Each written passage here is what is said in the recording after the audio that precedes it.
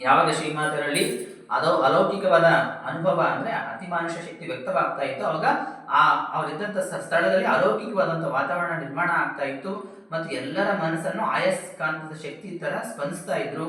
ಮತ್ತೆ ಅಲ್ಲಿ ಯಾರೆಲ್ಲ ಇರ್ತಾರೋ ಅಲ್ಲಿ ಅವರ ಮನಸ್ಸನ್ನ ಯಾವುದೋ ಒಂದು ಅತೀಂದ್ರಿಯ ರಾಜ್ಯಕ್ಕೆ ಕರ್ಕೊಂಡು ಹೋಗ್ತಾ ಇತ್ತು ಅಂತ ಹೇಳ್ತಾ ಇದ್ದಾರೆ. ಶ್ರೀಮಾತೆಯರ ದಿವ್ಯ ಭಾವ ಪ್ರಕಾಶಕ್ಕೆ ಒಂದು ನಿದರ್ಶನ ಈ ಮುಂದಿನ ಘಟನೆ.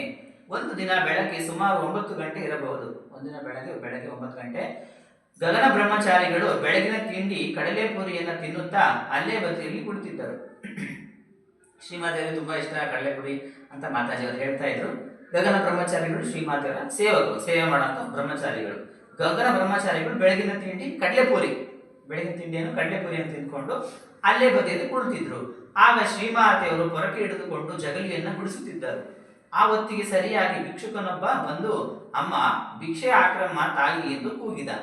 ಅದನ್ನ ಕೇಳಿ ತಮ್ಮದೇ ಆದ ಭಾವರಾಜ್ಯದಲ್ಲಿದ್ದ ಶ್ರೀಮಾತೆಯವರು ಮೆಲ್ಲನೆ ಉದ್ಗರಿಸಿದರು, ಇದೇನಿದು? ನಾನು ನನ್ನ ಅನಂತ ಕೈಗಳಿಂದ ಕೆಲಸ ಮಾಡುತ್ತಿದ್ದರೂ ಕೆಲಸವನ್ನು ಮುಗಿಸುವುದಕ್ಕಾಗುತ್ತಿಲ್ಲವಲ್ಲ ಎಂದು. ಶ್ರೀಮಾತೆಯವರು ಕಸ ಹೊಡ್ತಾ ಇದ್ರು ಮನೆ ಮುಂದೆ. ಆ ಹೊತ್ತಿ ಸರಿಯಾಗಿ ಒಬ್ಬ ಭಿಕ್ಷುಕ ಬರ್ತಾನೆ, ಅಮ್ಮ ಭಿಕ್ಷೆ ಆಕ್ರಮ ತಾಯಿ ಎಂದು ಕೂಗ್ತಾನೆ. ಅದನ್ನ ಕೇಳಿ ಶ್ರೀಮಾತೆ ತಮ್ಮದೇ ಆದ ಭಾವರಾಜ್ಯದಲ್ಲಿ ಇದ್ರು. ಅವರ ಭಾವರಾಜ್ಯದಲ್ಲಿ ಇದ್ದಂತ ಶ್ರೀಮಾತೆಯವರು ಮೆಲ್ಲನೆ ಉದ್ಗರಿಸ್ತಾರೆ, ಏನಂತ? ಇದೇನಿದು? ನಾನು ನನ್ನ ಅನಂತ ಕೈಗಳಿಂದ, ನೀವು ದೇವಿ ಫೋಟೋವನ್ನು ನೋಡಿದ್ರೆ ಆಕೆ ಎಷ್ಟು ಕೈಗಳಿರ್ತವೆ ಅಲ್ವಾ? ಹಲವಾರು ತರದ 6, 8 ಆ ತರ ಸಾಕಷ್ಟು ಕೈಗಳು, ಅನಂತ ಕೈಗಳಿಂದ ಕೆಲಸ ಮಾಡ್ತಾ ಇದ್ರು. ಕೆಲಸವನ್ನ ಮುಗಿಸ್ಲಿಕ್ಕೆ ಆಗ್ತಾ ಇಲ್ಲಲ್ಲ ಅಂತ ಶ್ರೀಮಾತ ತಮಗೆ ತಮ್ಮಷ್ಟು ತಾವೇ ಹೇಳ್ಕೊಳ್ತಾರೆ. ಹೀಗೆ ಹೇಳುತ್ತಿದ್ದಾಗ ಅವರ ದನಿಯಲ್ಲಿ ಅತೀವ ಕರುಣೆ ತುಂಬಿತ್ತು. ಈ ದನಿ ಇಹಲೋಕದ್ದಾಗಿರಲಿಲ್ಲ.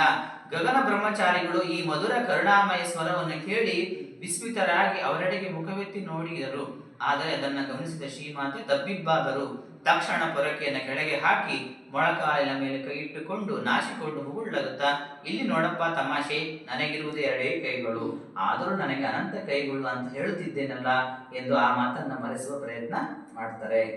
ಅಂದ್ರೆ ತಮಾಷೆಗೆ ಹೇಳ್ತಾ ಅನ್ನೋ ರೀತಿಯಲ್ಲಿ ಮಾತನ್ನ ತೇರಿಸ್ಬಿಡ್ತಾರೆ ಗಗನ ಬ್ರಹ್ಮಚಾರಿ. ಅಂದ್ರೆ ಕೆಲವೊಮ್ಮೆ ತಮ್ಮ ಸ್ವಸ್ವರೂಪ ವ್ಯಕ್ತಪಡಿಸ್ಕೊಂತ ಇದ್ರು ಶ್ರೀಮಾತೆ ಅಂತ ಹೇಳ್ತಾರೆ. ಅನಂತ ಕೈಗಳು ಅಂತಂದ್ರೆ ಯಾರಾಕೆ? ಸಾಕ್ಷಾತ್ ಜಗನ್ಮಾತೆ ದೇವಿ. ನಾನು ಅನಂತ ಕೈಗಳಿಂದ ಕೆಲಸ ಮಾಡ್ತಾ ಇದ್ರು, ಜಗತ್ತಿನ ಕೆಲಸ ಮುಗಿತಾ ಇಲ್ಲಲ್ಲ, ಇನ್ನ ಭಿಕ್ಷೆ ಬಂದು ಕೇಳ್ತಾ ಇದ್ದಾನೆ, ಭಿಕ್ಷೆ ಕೇಳ್ತಾ ಇದ್ದಾನಲ್ಲ ಅಂತ ಶ್ರೀಮಾತೆಯವರು ಸಮಸ್ಯೆನ ಬಗೆಹರಿಲಿಲ್ಲ ಇನ್ನು ಅಂತ ಎಷ್ಟು ಕೆಲಸ ಮಾಡಿದ್ರು ನಮ್ಗೆ ಆಗ್ತಾ ಇಲ್ಲಲ್ಲ ಅಂತ ಎಲ್ಲೋ ಶ್ರೀಮಾತೆಯವರು ನೋವಿನಿಂದ ಹೇಳುವಂತ ಮಾತು. ಆಮೇಲೆ ಆ ಮಾತನ್ನ, ಯಾಕಂದ್ರೆ ಆ ಕರುಣೆ ಅವರ ಧ್ವನಿಯಲ್ಲಿ ಅತೀವ ಕರುಣೆ ತುಂಬಿತ್ತು.